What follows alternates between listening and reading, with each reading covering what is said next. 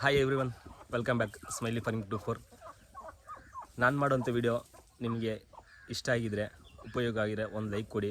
ಆದರೂ ಕೂಡ ತುಂಬ ಅನುಕೂಲ ಆಗಿ ತುಂಬ ಇಷ್ಟ ಆದರೆ ಒಂದು ಕಾಮೆಂಟ್ ಮಾಡಿ ತಿಳಿಸ್ಕೊಡಿ. ನಿಮ್ಮ ಈ ಪ್ರೋತ್ಸಾಹ ನಂಗೆ ತುಂಬ ತುಂಬ ತುಂಬ ಹೇಳೋಕ್ಕಾಗಲ್ಲ ಅದನ್ನು ಅಷ್ಟು.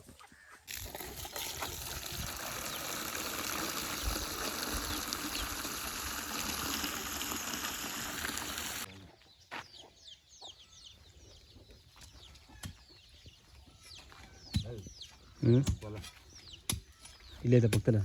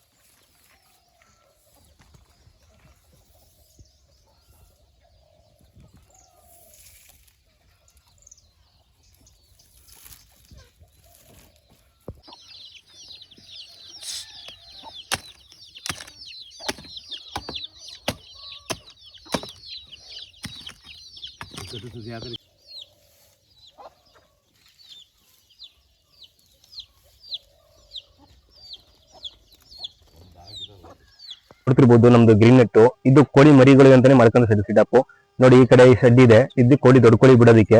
ಇಲ್ಲಿ ನೋಡಿ, ಫಸ್ಟ್ ಆಫ್ ಆಲ್ ನಾಟಿ ಕೋಳಿಲಿ ಬ್ಯಾಚ್ ವೈಸ್ ಮಾಡ್ಕೋಬೇಕು. ಇವಾಗ ಒಂದು ಬ್ಯಾಚ್ ಕುಡಿಸಿರ್ತೀವಿ, ಮರಿ ಮಾಡಿರುತ್ತೆ, ಇನ್ನೊಂದು ಬ್ಯಾಚ್ ಕುಡಿಸಿರ್ತೀವಿ, ಅದು ಮರಿ ಮಾಡಿರುತ್ತೆ.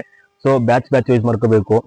ನೋಡ್ತಿರ್ಬೋದು ನೋಡಿ, ಇಲ್ಲೊಂದು ಬ್ಯಾಚ್ ಇದೆ, ಇದೊಂದು 12 ಕೋಳಿ ಬಿಟ್ಟಿದ್ದೀನಿ ಇಲ್ಲಿ ಸಪ್ರೇಟು. ಇದಕ್ಕೆ ಸಪ್ರೇಟ್ ಆಗಿ ನೋಡ್ತಿರ್ಬೋದು ನೀವು, ಮೇವೆಲ್ಲ ಇಲ್ಲಿ ಹಾಕಿದ್ದೀನಿ ನಾನು ಎಲ್ಲದಲ್ಲೇ.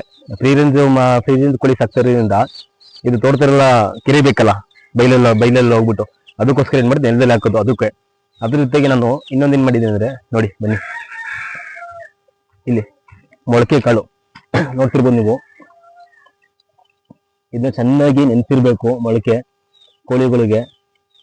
ದೊಡ್ಡ ಕೋಳಿಗಳು ಕೂಡ ಒಳ್ಳೆಯದೆ, ಮರಿಗಳು ಕೂಡ ಒಳ್ಳೆ ತಿಂದ್ರೆ.